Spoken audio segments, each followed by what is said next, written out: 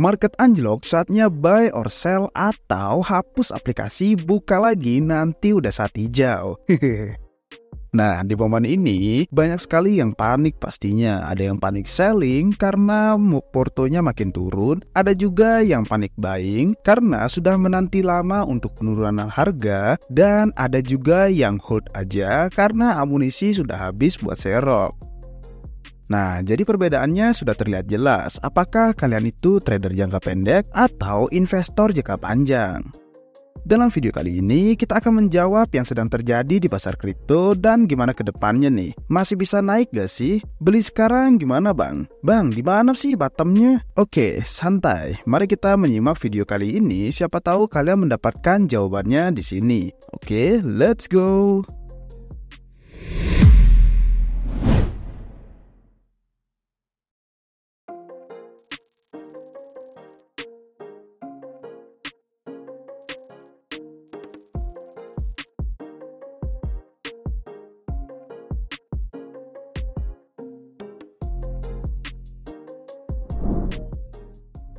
Kondisi market kripto terkini.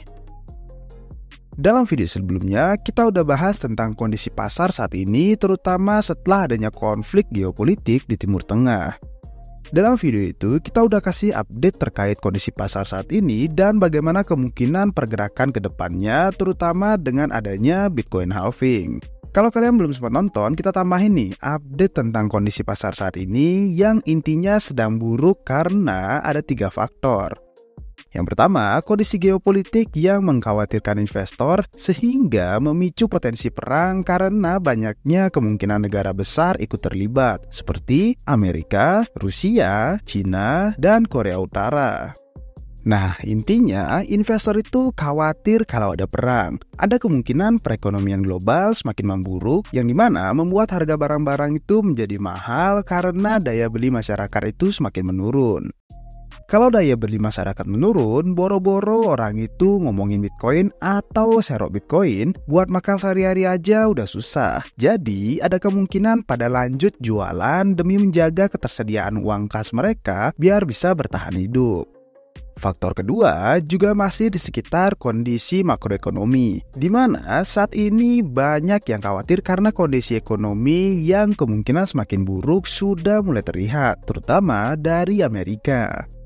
Pada 17 April 2024, Jerome Powell, Kepala Bank Sentral Amerika, baru aja berpidato dan beliau menyatakan bahwa perekonomian Amerika masih dalam keadaan bermasalah karena inflasi masih susah untuk dikendalikan. Nah, pernyataan ini melawan janjinya di akhir kuartal 2023, di mana pada saat itu beliau itu ngomong kalau perekonomian Amerika mulai membaik dan di awal tahun 2024 suku bunga acuan bersama inflasi akan mulai turun. Yang bikin tambah parah lagi, Jerome Powell juga ngomong kalau Amerika itu belum bisa mengabaikan potensi resesi karena masih saja mungkin terjadi.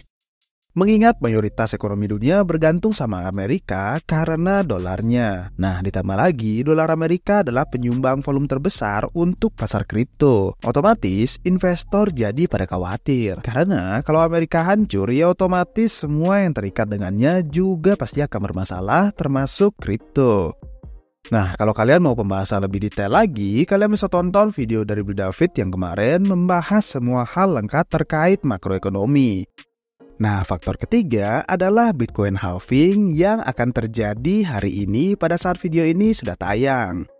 Setelah halving, umumnya Bitcoin akan bergerak turun yang memperbesar kemungkinan kalau dalam jangka pendek pasar masih bisa berpotensi akan koreksi. Nah, untuk terkait hal ini, videonya juga udah kita bahas. Langsung aja kalian bisa tonton di video yang ini ya guys.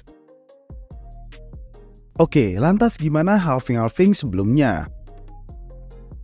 Nah, secara singkat, ketiga video yang tadi kita udah kasih lihat ke kalian itu ngasih tahu gimana sebenarnya pergerakan Bitcoin sebelum dan setelah halving dalam jangka pendek ataupun jangka panjang. Tapi di video ini kita coba rangkumin secara singkat biar kalian lebih mudah secara pemahaman ya guys. Oke, kalau kita lihat data dari CoinGlass, setelah halving tahun 2016 sama 2020, Bitcoin terlihat bergerak turun. Di mana pada Juni 2020 setelah halving di akhir Mei, Bitcoin turun sebesar 3%. Sedangkan pada halving 2016, pada bulan Juli dan juga Agustus, Bitcoin turun sebesar 7 dan juga 7%. Oke, kalau ngikutin pola seperti dahulu, kondisi saat ini lebih mirip seperti tahun 2016, di mana pada bulan halving harga Bitcoin udah mulai turun, dan melihat kondisi global saat ini, ada kemungkinan bulan depan mungkin saja lanjut turun. Tapi gak ada yang tahu lagi ya guys, karena kondisi makro itu sangat dinamis. Oke, kalau kita melihat di tahun 2016, kondisi geopolitiknya hampir mirip-mirip seperti sekarang ya guys. Karena waktu itu Korea Utara sama Amerika terjadi cekcok karena waktu itu Korea Utara uji coba rudal yang dikhawatirkan rudalnya bisa nyasar hingga bisa memicu peperangan. Nah, di tahun 2020 juga ada konflik yaitu antara Amerika dan Cina. Tapi konfliknya lebih jinak karena konflik perang dagang dan bukan perang fisik ya guys. Kemungkinan ini alasan kenapa kondisi saat ini lebih relatif mirip di tahun 2016 dibandingkan tahun 2020. Tapi satu hal yang pasti, menjelang halving itu memang selalu ada kejadian yang aneh ya guys. Nah lantas strategi sekarang gimana Min? Oke, mengacu pada sejarah bisa dibilang kalau kondisi saat ini sudah pernah terjadi dan kemungkinan akan terus berulang. Kalau kita lihat di tahun 2020 dan 2016, harga Bitcoin habis hancur itu langsung terbang tinggi. Jadi, potensi bull run masih mungkin terjadi kok, walaupun dalam jangka pendek emang pasar itu lagi kacau.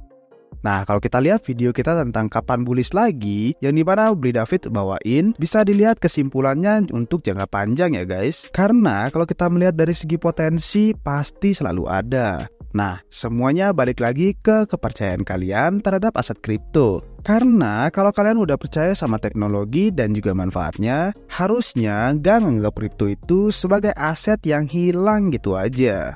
Jadi, kalian gak ngelihat volatilitas jangka pendek saat ini demi mementingkan cuan jangka pendek, tapi pandangan kalian sudah jauh ke depan melihat probabilitas kripto di masa depan.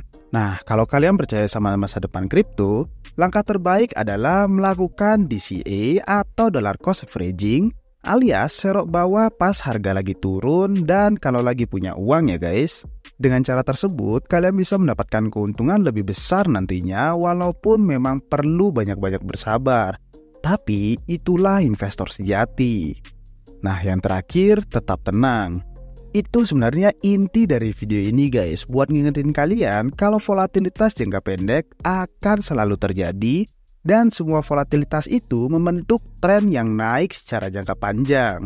Ada satu istilah yang selalu teringat dalam kondisi seperti sekarang, yaitu when in doubt, zoom out. Artinya, kalau kalian lagi khawatir, coba deh kalian zoom out. Lihat gambar yang lebih besar, lihat tren yang lebih besar biar kalian lebih tenang. Chart di TradingView, coba deh kalian tuh zoom out lihat grafiknya dalam jangka pendek, pasti volatilitasnya itu sangat terlihat. Tapi kalau jangka panjang, kalian bisa lihat naik terus kan? Maka dari itu, tenang aja gak usah khawatir tiba-tiba kripto itu hilang karena udah banyak perusahaan di dunia yang terikat dengan aset ini. Nah, reminder juga kalau kalian gak harus selalu ngejar cuan dalam jangka pendek ya guys. Karena biasanya cuan jangka panjang itu lebih menguntungkan dan lebih menenangkan guys. There's more to life than just money. Kalian gak harus selalu ngejar cuan setiap saat kok. Karena cuan selalu ada kalau kita punya strategi yang sudah matang ya guys. Keuntungan itu gak harus selalu tentang materi. Ketenangan pikiran itu juga sebuah dari keuntungan. Jadi daripada kalian stres ngejar mana yang harus di trade sekarang, mana yang harus di long, mana yang harus di short, mending beli pas harga lagi turun dan hold aja kalau emang itu membuat kalian tenang. Dan satu hal lagi yang harus kalian ingat, aturan paling penting ketika ekonomi global lagi gak baik-baik aja, yaitu cash is king. Artinya uang cash adalah raja. Bukan karena value-nya bagus, tapi karena kalau kondisi ekonomi lagi parah, kalian lebih mending pegang uang cash biar bisa beli makanan atau membiayai biaya hidup kalian daripada nekat investasi atau trading yang belum tentu cuan. Semua itu karena kebutuhan pokok hidup kalian lebih penting daripada cuan sementara ya guys. Jadi kalau kalian belum punya strategi yang mateng dan juga masih punya rasa resah, mending kalian relax aja terlebih dahulu. Gak harus kalian itu paling cuan dan paling pinter kok. Selama kalian masih rasa udah dapat untung yang cukup dan hidup tenang, itu sudah termasuk oke. Intinya video ini cuma pengen bikin kalian lebih tenang di akhir pekan ya guys, terutama dalam kondisi ketidakpastian di pasar kripto kali ini. Daripada kita memusingkan dan menontonin chart 24 jam full, ada baiknya kita bisa rehat sejenak dari market dan fokus menambah skill dalam diri agar bisa menghasilkan lebih banyak uang untuk diinvestasikan ke market. So, gimana strategi kalian ketika menghadapi volatilitas pasar saat ini guys? Berikan komentar kalian di bawah ya. Dan sampai jumpa di video-video selanjutnya. Cheers!